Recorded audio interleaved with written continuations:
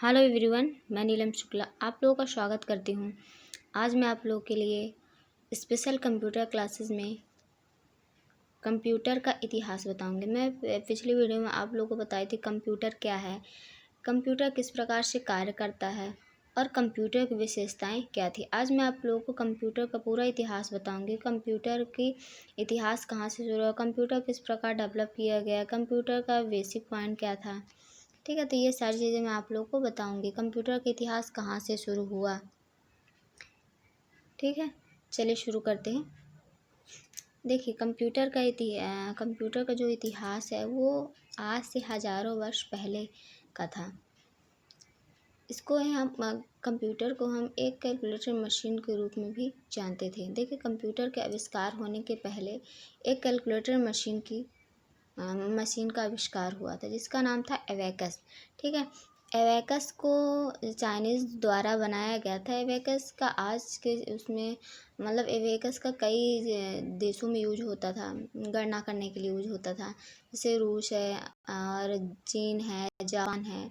तो उधर के एशिया के जितने भी देश थे वो लगभग सभी गणना करने के लिए एबेकस मशीन का यूज करते थे। ठीक, एबेकस मशीन पहला कैलकुलेटिंग डिवाइस था और एबेकस को चाइनीज़ लोगों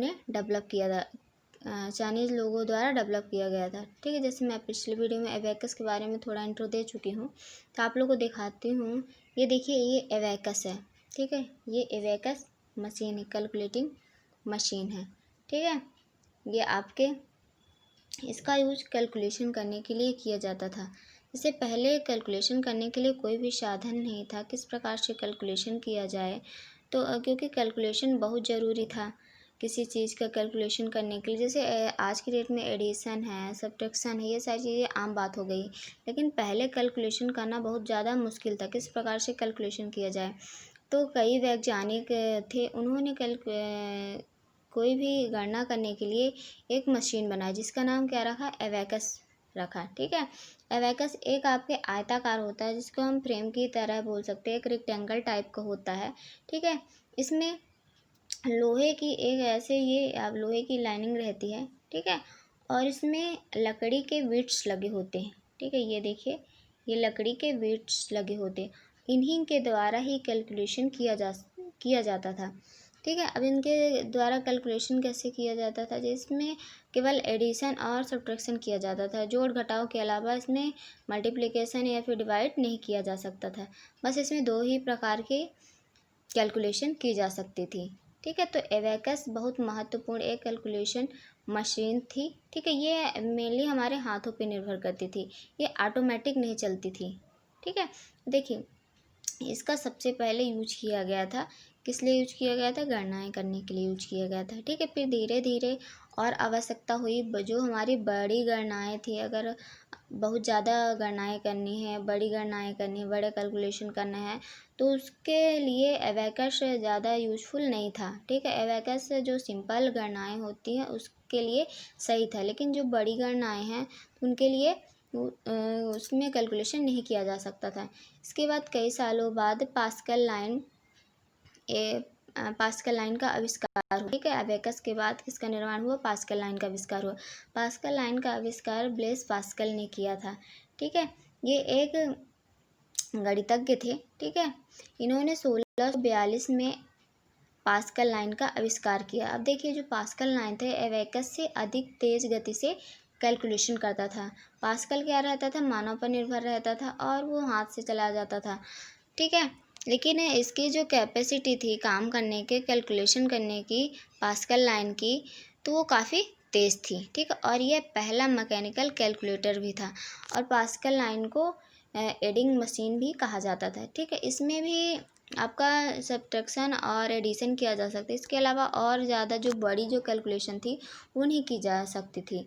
ठीक है, लेकिन इसमें जो भी कैलकुलेशन की जाती थी वो कैलकुलेशन की स्पीड काफ़ी तेज़ थी। ठीक है, फिर इसके बाद पास्कल लाइन से ही प्रेरित होकर चार्ल्स वेबेज ने एक एनालिटिकल मशीन को डेवलप किया। ये देखिए, हमारी ये पास्कल लाइन है।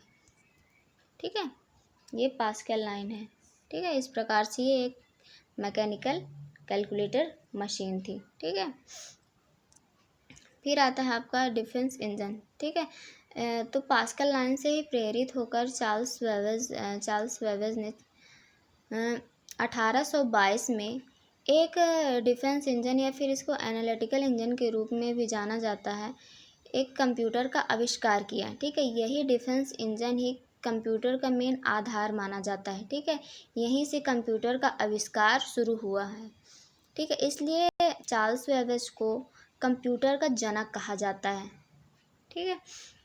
फिर आगे धीरे धीरे वैज्ञानिकों द्वारा कई प्रकार के प्रयोग किए गए कैलकुलेशन के लिए, कंप्यूटर बनाने के लिए, ठीक है।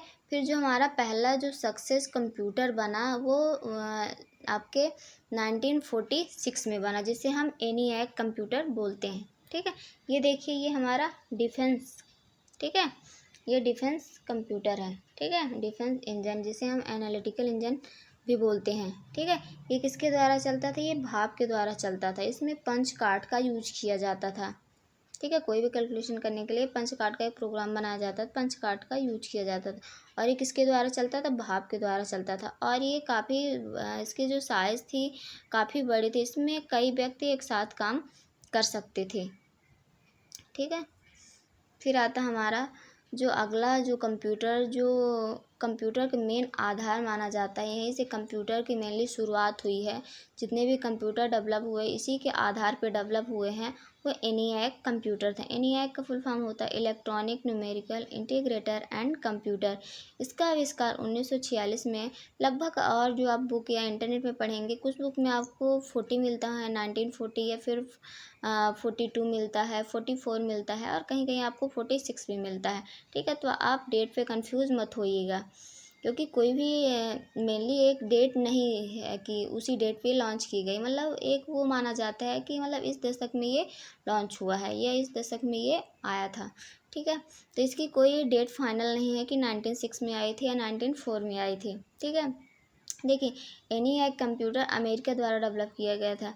अमेरिका के एक मिलिट्री रिसर्च रूम ने ENIAC मशीन, जिसका अर्थ electronic numerical integrated and computer, ठीक है। देखिए, ENIAC एक क्या होता है? एक आपका पहला डिजिटल कंप्यूटर था, ठीक है। ये आपके मैथमेटिकल कैलकुलेशन करता था, ठीक है। मतलब जो भी न्यूमेरिकल कैलकुलेशन होते थे वो ENIAC के द्वारा ही किए जाते थे। ये पहला आपका डिजिटल कंप्यूटर था, मतलब ऑटोमेटिक ये कार्य करता था,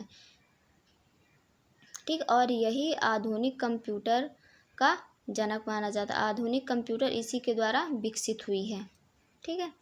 ये देखिए हमारा ENIAC कंप्यूटर की भी साइज़ काफ़ी बड़ी थी, और ये आपके फर्स्ट जनरेशन का कंप्यूटर भी इसको माना जाता है। जो कंप्यूटर का विकास हुआ है, तो कंप्यूटर के कई जनरेशन है, first, second, third, fourth, fifth. तो फर्स्ट जनरेशन के कंप्यूटर जो ENIAC का विकास हुआ, वो फर्स्ट जनरेशन के कंप्यूटर के रूप में इसको जाना जाता है, ठीक है। फर्स्ट जनरेशन के जो कंप्यूटर थे उसका आकार काफ़ी बड़ा था, और उसके जो काम करने की जो क्षमता थी वो इतनी ज़्यादा नहीं थी, लेकिन फिर भी वो कंप्यूटर का मेन आधार माना जाता है, ठीक है। तो इस प्रकार से कंप्यूटर का विकास हुआ। कंप्यूटर के विकास के पहले कैलकुलेटर का विकास हुआ है। कैलकुलेटर के विकास के बाद ही कंप्यूटर का विकास हुआ है, और आज कंप्यूटर ने बहुत ज़्यादा प्रगति कर ली है, ठीक है। अगर आप लोग ये वीडियो पसंद आई हो तो प्लीज़ लाइक, सब्सक्राइब और शेयर ज़रूर करिएगा। Okay, thank you.